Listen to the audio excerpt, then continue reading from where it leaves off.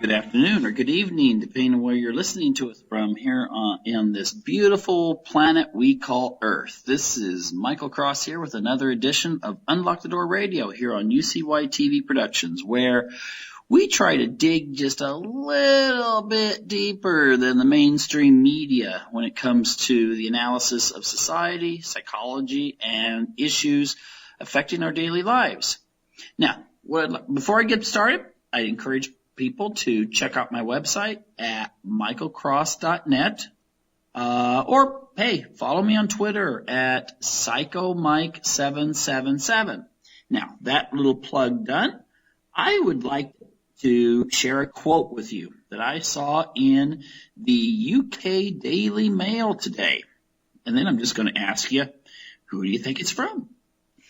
And the quote is, "It's far easier than you think to manipulate a nation of naive, self-absorbed sheep who crave instant gratification." Now, a hint, it's not Sigmund Freud, and it's not his nephew, Edward Bernays, although it easily could be. Edward Bernays often said that people were stupid, and that's why they were easy to manipulate. He didn't mean that necessarily on a individual level, I don't think. You know, like if you're a plumber, you know plumbing pretty good. If you're an electrician, if you're a teacher of mathematics, if you're, any number of professions, you may know your profession really, really well.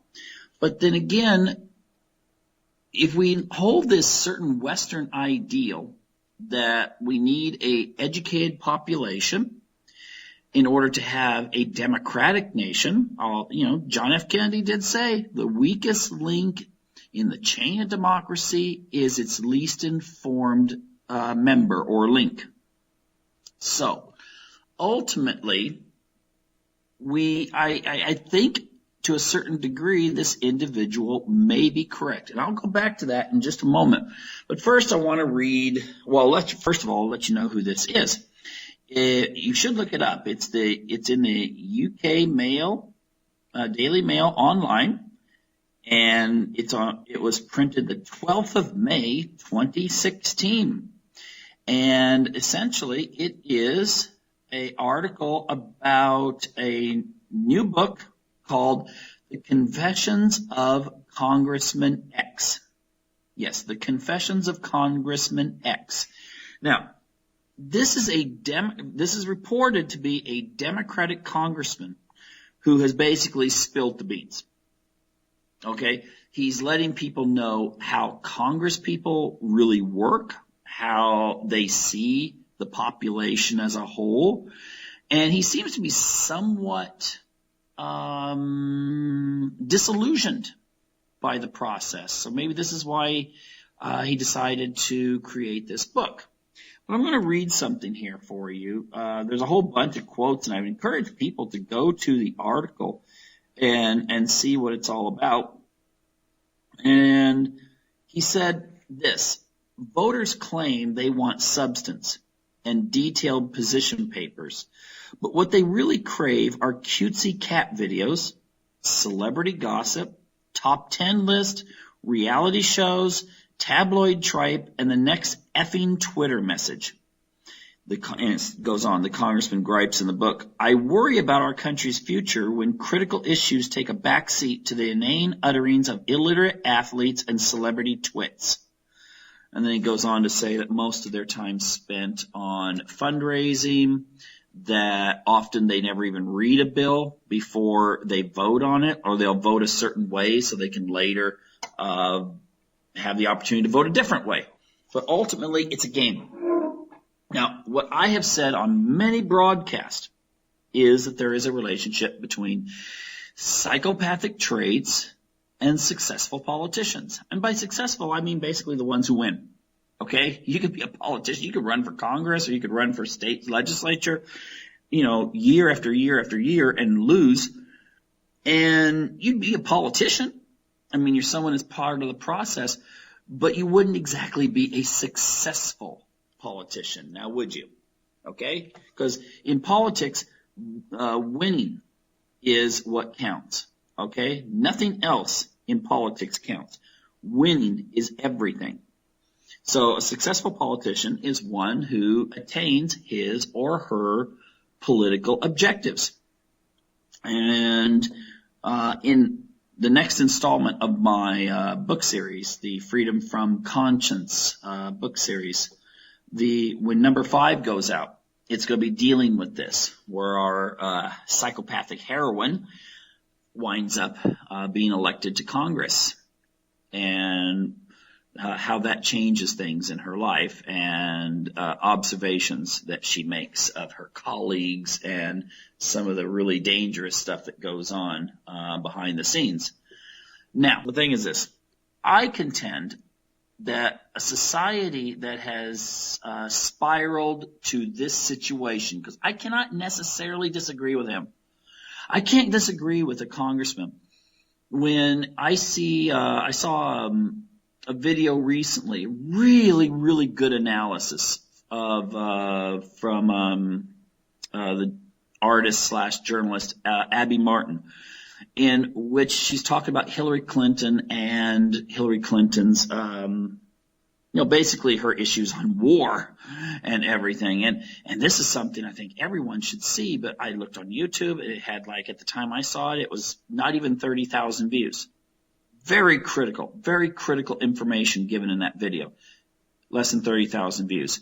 If I look up someone, you know what I mean when it comes to the crazy cat videos and stuff like that, you could, or, my poodle got diarrhea, or something like that, and all of a sudden it's got 2, 3, 4 million views. I've seen some really idiotic videos with 20 million views, and you're thinking, my gosh, is this where we're going? Is this what civilization's all about? Is this the reason why we don't communicate with other planets?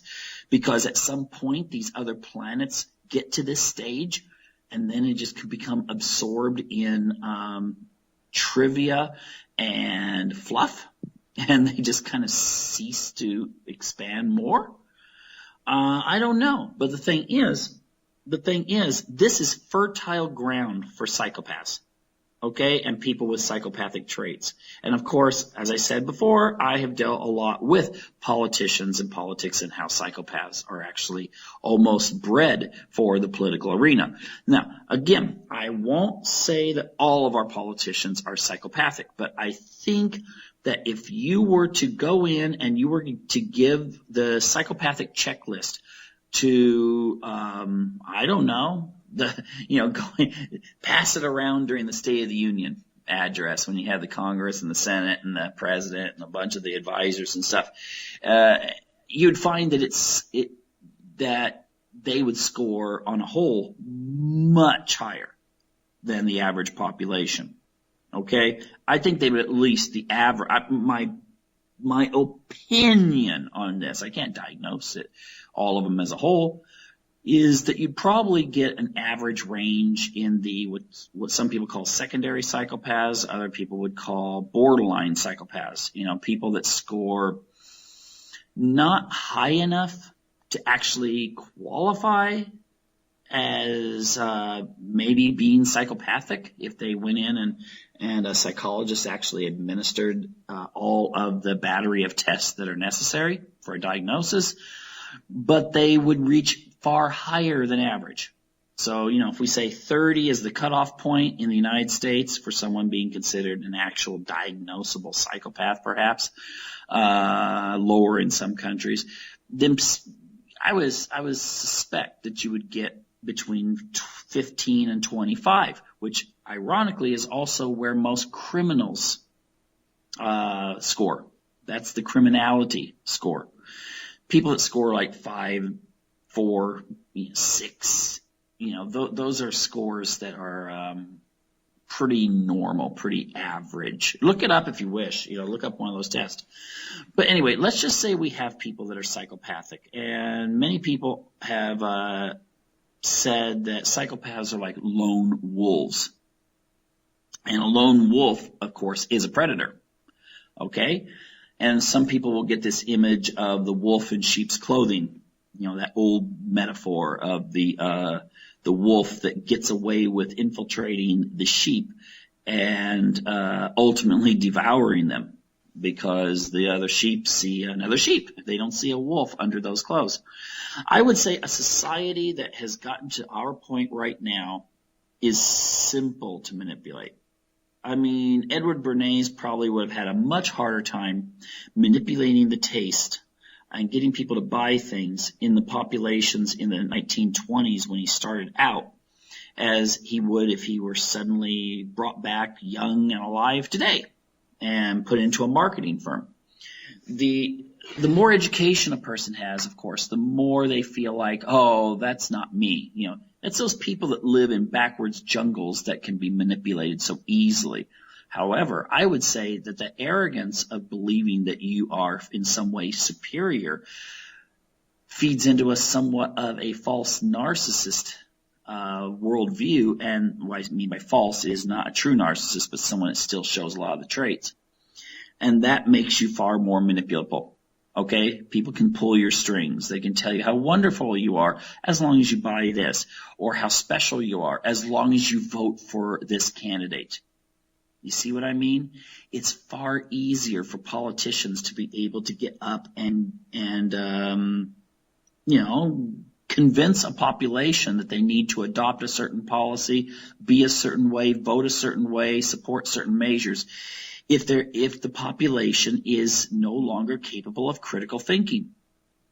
If and you can use a whole bunch of different methods to do it. My gosh, a person that has good critical thinking skills. And what I mean by critical thinking is not cynicism. But critical thinking is when you can take opposing views, match them, compare them, and come up with what you feel is the best policy or viewpoint.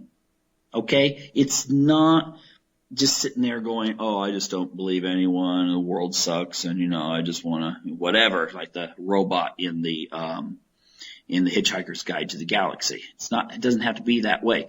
But being able to critically analyze means that you can stand up for your beliefs, but you also understand other people's beliefs. You understand different policy options, and you can choose, based on your values, which one is most appropriate to undertake.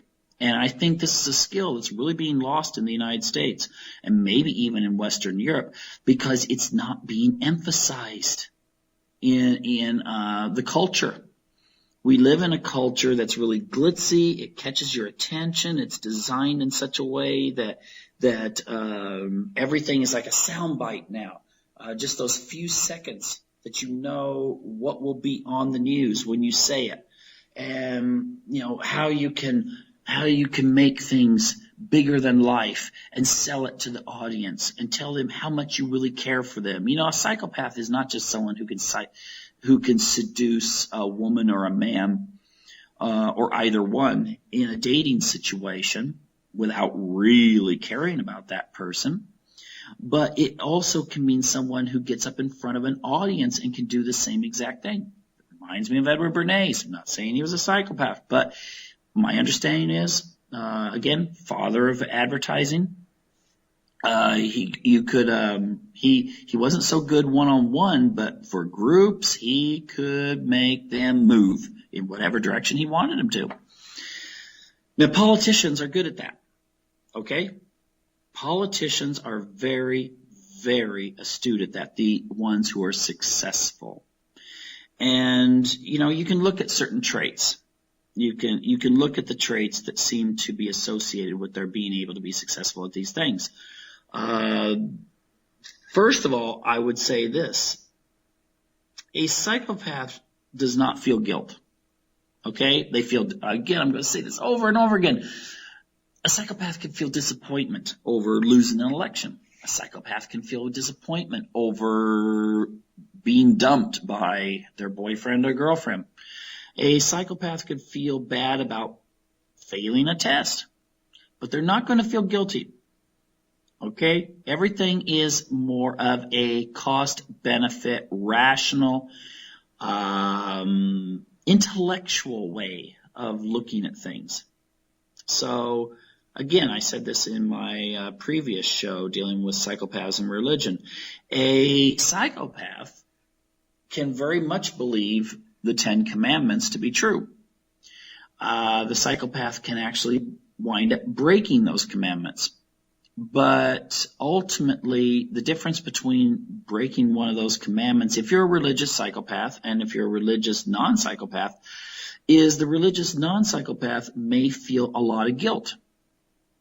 And sometimes that guilt can be very overwhelming. I just recently read an article, a study that was done that said that if people that are religious start looking at pornography, often they start questioning their religion. And the article pointed out that could be based on the idea that they feel guilty.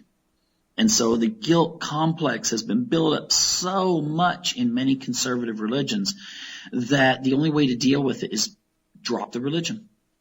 I mean, if guilt's hitting you, you either have to stop what you're doing or stop the religion. And so, that's the way a lot of people are. And psychopaths could look at pornography and just say, well, I'm still loyal to my wife or husband. I don't do these kinds of things. And, they're getting paid for it. And still feel very much like I'm not the one breaking the rule. And they may see God as this ultimate rule giver, and therefore they're worried about their position in the next life.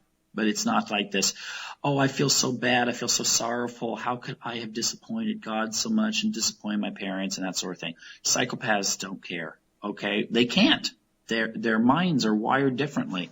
So therefore they don't feel guilt in the way that an average person would and, feel this like wanting to beat their head against the wall or something like that because they've disappointed themselves or disappointed God. Ironically, that means actually the psychopath might stay involved in the religion, whereas the highly empathetic person, or a person that can feel guilt very easily, drops away. Especially, I guess, when you read some of those things in the Old Testament about the wars and stuff like that. Psychopaths going, okay, must have been a reason. Whereas another person may be just like, oh my gosh, I didn't know my loving God, would do such a thing, and then they drop out of their religion. Okay, now, the politicians don't feel the guilt, but they can use guilt. They can use guilt on their supporters. They can use it in the background. They can try making an issue seem like, things have been done here that are wrong, and convey or project that guilt onto a group of people who had nothing to do with it. Okay, that's one of those ironies that weaponized guilt is used by politicians and political groups all the time. Well, true, religion uses, guilt too. Okay, the whole original sin thing. I mean, even though it's not really a biblical doctrine, I mean, you could read the Bible over and over and over and over and over again and not really come up with original sin. But, it's been used, okay? You're guilty for just being here, so therefore you have to atone by, going in and confessing to a priest or something like that. The thing is that a psychopath would look at that and go, there's nothing there, and therefore stay with their religion. But when it comes to politics, that's very important. You may not feel the guilt personally, but you can get up there and you can be someone who's a multi-millionaire and then talk about how selfish the middle class is for not supporting certain tax measures. Okay? You can, and not feel at all distressed in some way that you're really not being completely honest with those people. Okay? But if you build the guilt up where the taxpayer who's basically just getting by is like, oh my gosh, maybe I need to support this or that policy. That's a very, very powerful psychopathic tool. Okay? I mean, you're immune to it. It's like you're inoculated against it.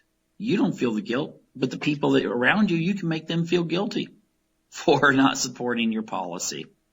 Okay. Another aspect to how psychopaths can use modern society today is technology. Wow, look at how you can use technology to get a message across. And whereas a lot of people have a hard time dealing with public speaking, for instance, psychopaths, most of them at least, have a very high level of narcissistic demand in them. They want to be fulfilled.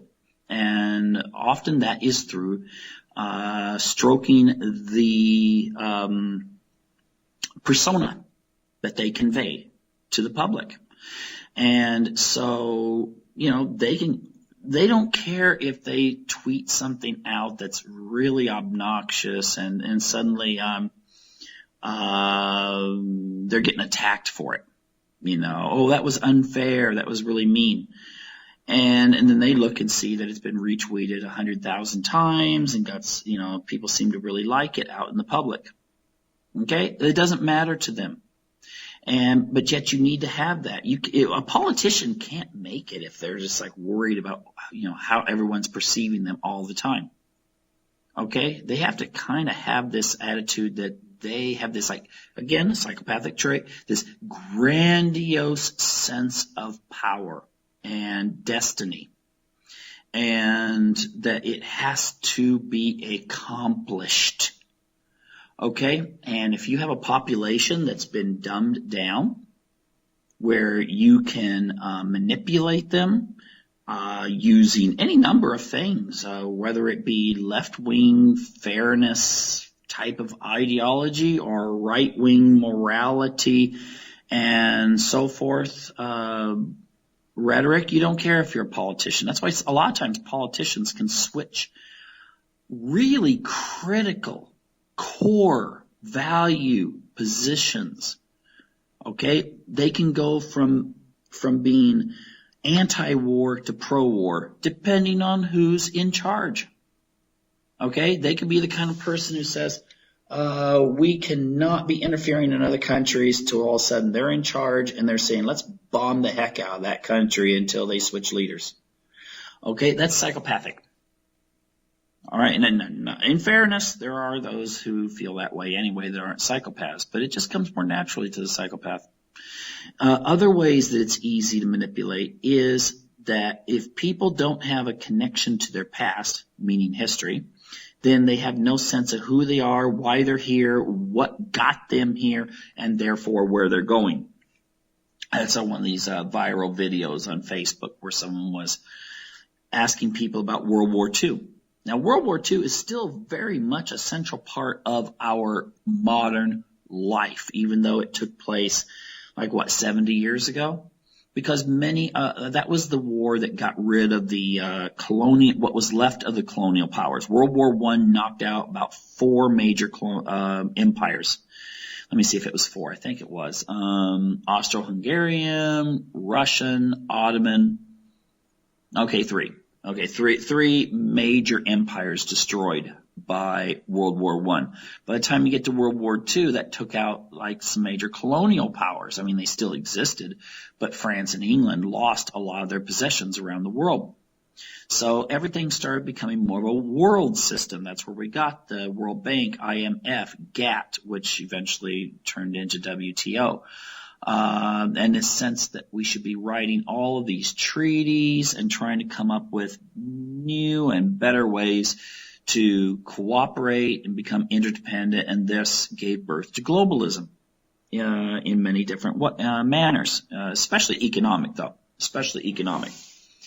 And then you can look at such things as how the Cold War, basically sucked the whatever surplus production existed in the United States and Russia, at that time in the USSR, basically bled those societies, and still much of the debt that the West has is because of military spending during that time, which of course ran on because once those companies, corporations, and interests found this is a great way to make money. When communism fell, everyone thought, oh, now we get to save money. Ha, forget it. That's when NATO went ballistic and started expanding. That's when we started getting more and more demands for bigger and bigger and bigger and bigger military budgets and more intervention and so forth. You see, the thing is, if people know the history of what's going on, they are far less manipulatable. The people that you see in these videos where they don't even know who Hitler was, okay? I'm serious. That's what the video said. People didn't know who Hitler was. They didn't know the name, what countries were fighting, and that sort of thing. This is a very easy population to manipulate. This is a population that if you turn out a movie like Abraham Lincoln Vampire Slayer, you probably have a significant number of the population that actually believes that Lincoln killed vampires. Okay. And, the thing is, many people are living in these little entertainment worlds. And that's what counts. And when election time comes along, they're not the people that study the issues and want to know, well, how does he stand on this and she stand on that and so on and so forth. Instead, they're looking for little things. Some of them may look at single policy issues.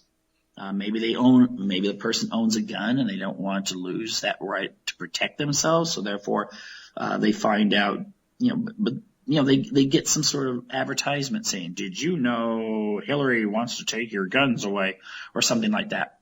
And they'll just accept that and then vote for Trump. Or Donald Trump wants to build a 3,000-foot wall between the United States and all other countries and created like this, concentration camp thing. And people are like, oh, wow, Donald Trump wants to do that, and without studying what he's actually said. It's better to have a population of people that at least investigate the issues and not rely on entertainment to, create the reality for them. Now, you go into other areas where it's easy for the psychopath. The psychopath can come across cool, calm, collected, whereas the other person might be all sweaty and nervous in front of the cameras. Well, maybe the person that's sweaty and nervous in front of the cameras is sweaty and nervous because they really are trying, they really do have this sense of trying to help people, and therefore they're a little self-conscious about how they are they presenting themselves. Whereas a psychopath, they're just like, hey, there's my loving audience. And they get up there and go for it.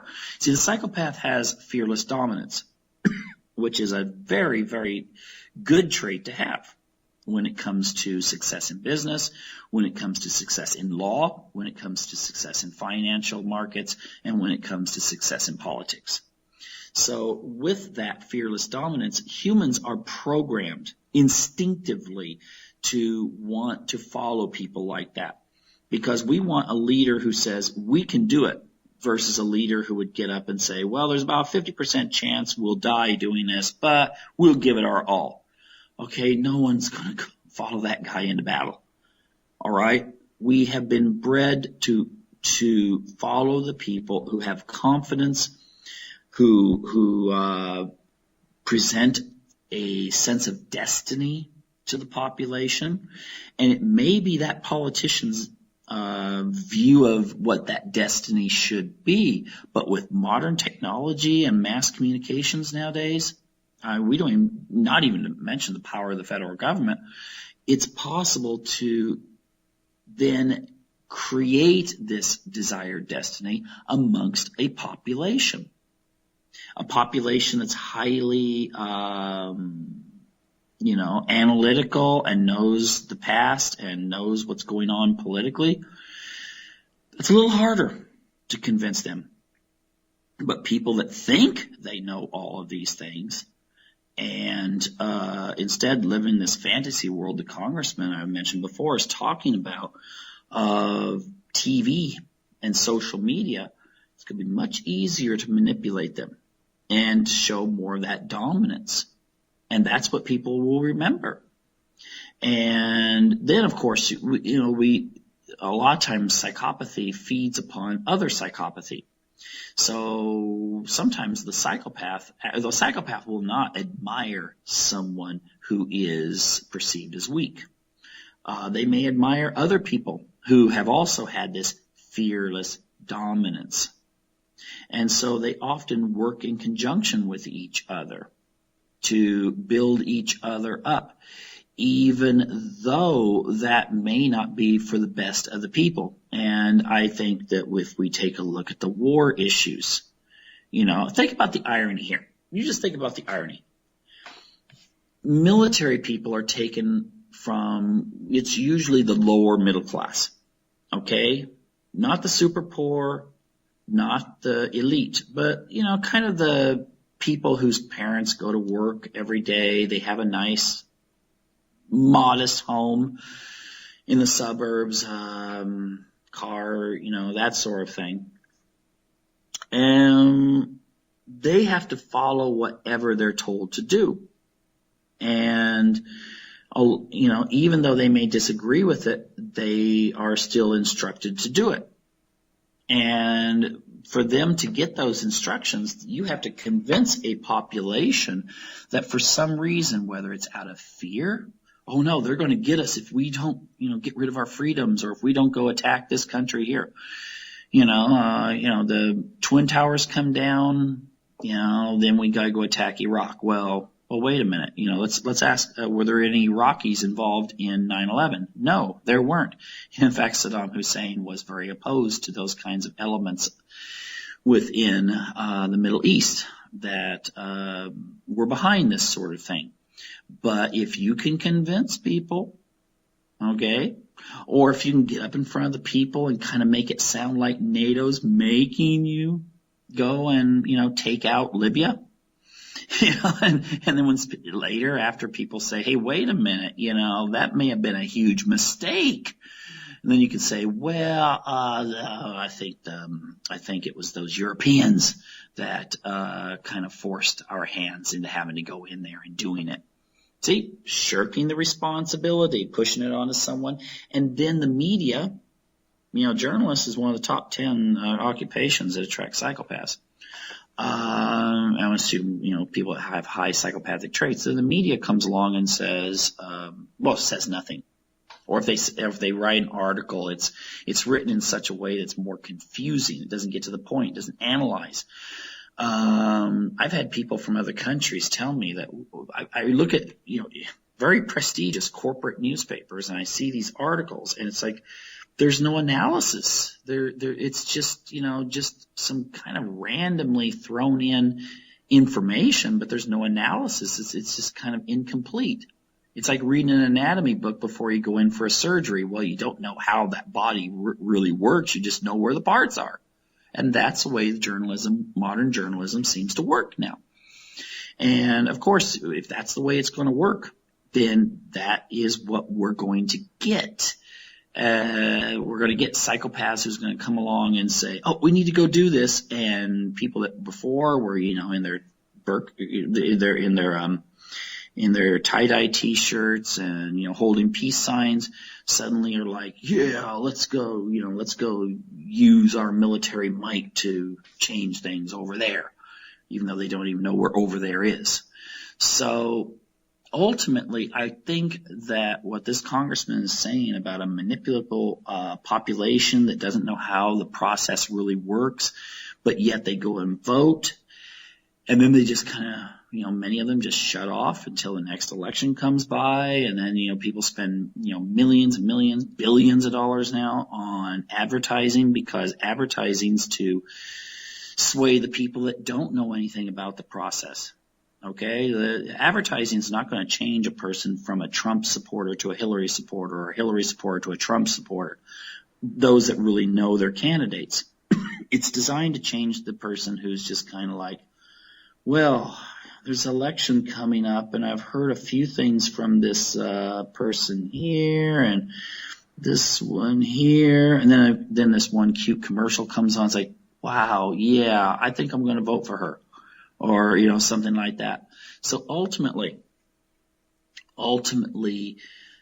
if our society continues this spiral to some sort of kind of idiocracy sort of model, I don't know how long democracy as we know it, and by democracy I mean representative government, where we have freedom of speech, freedom of religion, freedom of the press, I don't know how long that can actually last, because pretty soon you're persuading people, oh, we need to have this law because if we don't ban this, then it is going to result in someone feeling bad or something.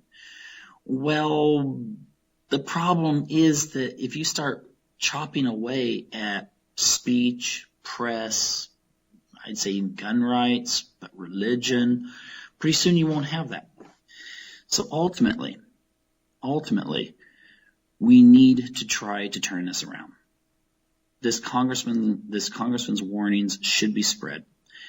People should learn what's going on, where we're at, what our public officials think of us, and try to make sure that with this modern technology, coupled with the rights that were guaranteed in our various, wherever when we listen, constitutions and so forth, that we make sure that this can be turned around and doesn't lead to a further decline, so that maybe 1,000 years from now, people are, our society becomes just a footnote, like the decline of the Roman Empire, or the decline of Greece, or the decline of the Egyptians, and it's not the decline of the West or the decline of America.